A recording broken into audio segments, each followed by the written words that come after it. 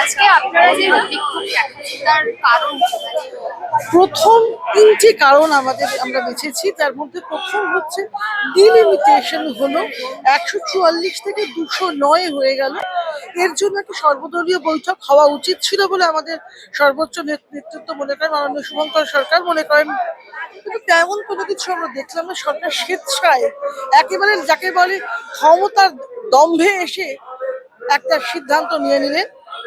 এটা গেল point number one. Point number two হচ্ছে পুরো পরিষেবা নামক যে বস্তুটি সেটা গায়েব।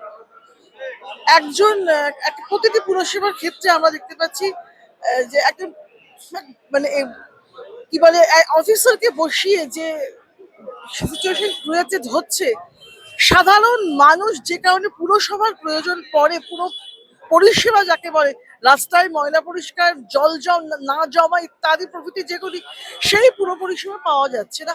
হয়তো অফিসের অ্যাডমিনিস্ট্রেশনের কাজ যদি বা চলে, সাধারণ মানুষের কাজ হচ্ছে না। সাধারণ মানুষের কাজ স্তব্ধ, সাধারণ মানুষের অসুবিধা হচ্ছে। কারণ নির্বাচিত পুরো প্রতিনিধিরা যে পদ্ধতিতেই জিতুন না কেন, তারা তো জিতেছিলেন। আজকে তারা সবাই একে একে বাড়ি ঢুকে গিয়েছেন, ডিম থেরাপি চলছে। এই এই ডেমোক্রেসির ওপরে আমরা ডেমোক্রেসিকে প্রতিষ্ঠা করতে চাইছি। শেষ হচ্ছে এই গত ইলেকশনের একটা মুদ্রা ছিল, একটা ইস্যু ছিল পুরো দুর্নীতি। সেই পুরো দুর্নীতির কি স্টেটাস হলো, এখন মেয়র যিনি আছেন তার বিরুদ্ধে কি কি কি পদক্ষেপ নেওয়া হয়েছে, সেই দুর্নীতির কি সেই তদন্তটার কি অবস্থান, কি স্টেটাস, এটাও আমাদের জানার আগ্রহ আছে। এই সামগ্রিক চিত্র নিয়ে, পুরো পরিষেবার সামগ্রিক বিষয় নিয়ে আজ আমরা যে একটা প্রথমে আমরা বলেছি অবস্থান করব, পারমিশন দেয়নি। আমরা মিছিল করবো বলেছি, সেখানেও আসলে পারমিশন নেই। আমরা মিছিল করছি উইদাউট পুলিশ পারমিশন। আমরা তো কিছু মানে গোলমাল করার উদ্দেশ্য নয় আমাদের। আমরা শুধু পুরো কমিশনের হাতে পেপার জমা করতে চেয়েছিলাম। সেটা যখন হচ্ছে না, আমরা যেখানে আমরা মিছিল করব, যেখানে আটকাবে আমরা সেখানে বসে করবো। এটা আমরা গতবারও লালবাজার সত্যাগ্রহ করেছি, আমরা সেটাই করে যাবো।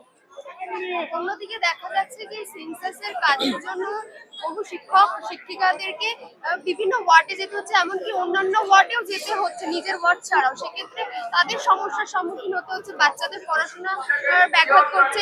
আজ তারা পুরো কমিশনার স্মিতা পান্ডের সামনে মানে বিক্ষোভ দেখান এবং কলকাতা কর্পোরেশনে যান। কি বলবেন এই বিষয়ে? আমি এই বিষয়টা নিয়ে আমার একটাই বলতে, সব বিষয় টিচারদেরকে কেন নেওয়া হয়? এই অল্প কিছু আগে তারা যে ইয়ের কাজ করলেন, এসআইআর এর কাজ করলেন, আবার এখন যদি তাদেরকে দিয়ে সেন্সাসের কাজ করাতে, পড়াশোনা তারা কখন করাবেন? আসলে ওই গত সরকারের সময় আমরা যেটা বলছিলাম, পড়াশোনা বিষয়টা সরকারি ক্ষেত্রে একদম ঠিক আছে, তোমার কাছে যদি ফেলো করি করো পড়াশুনো। এখন সেই সরকার ওই একই পথেই হাঁটছে। সরকারি স্কুলের আমরা কালকেও দেখেছি একটা সরকারি স্কুলের ৩৩ জন বাচ্চা খাবার মিড ডে মিলের মানে মিড ডে মিল না মানে স্কুলের খাবার খেয়ে আর কি অসুস্থ হয়ে আরজি করে ভর্তি আছে। তো এইরকম সিচুয়েশন তো চলছেই। সরকারের কোনো লোক আজ প্রায় মাস ৩ হয়ে গেল, হানিমুন পিরিয়ড একটু একটু করে কমছে, কিন্তু সরকারের থেকে যে এক্সপেকটেশনটা মানুষের ছিল, বিপুল এক্সপেকটেশন ছিল, সেটা কিন্তু আমরা খুব উজ্জ্বল চিত্র দেখতে পাচ্ছি না। দীর্ঘদিন ধরে হাওড়া পৌরসভার তো নির্বাচন হয়নি প্রায় ৮-১০ বছর। সেক্ষেত্রে সামনে নির্বাচন, এই বিষয়টিকে কিভাবে দেখছেন? নিশ্চয়ই হাওড়াবাসীর অবস্থা তো ভীষণ খারাপ। আমরা ওই বেলগাছিয়া যে ওদের ওখানে যে ময়লা ফেলার যে ভ্যাপটা বা ইয়েটা, সেটা ভেঙে পড়ার সিচুয়েশনও দেখেছিলাম। তো হাওড়ার অবস্থা তো ভয়ানক খারাপ। 10 বছর যদি ভোটই না হয়, প্রশাসক বসিয়ে তো কাজ হয় না। তাহলে প্রশাসকই কাজ করতে পারতো, এই ভোটটার পয়সাটা সরকার বাঁচাতেই পারতো, কিন্তু সেরকম তো হয় না। এটার প্রয়োজনীয়তা ছিল। কোন অজ্ঞাত কারণে একবার বালিয়ার হাওড়াকে অ্যামালগামেশন হলো, আবার তারা আলাদা হয়ে পড়লো, এগুলো আমরা জানি না। আমরা এগুলিও জানতে চাই এবং আমরা চাই হাওড়াবাসীও পশ্চিমবঙ্গের অন্যান্য পুরসভাগুলির পুরবাসীদের মতোই একই পরিষেবা পান এবং সবকিছু স্বাভাবিক হোক।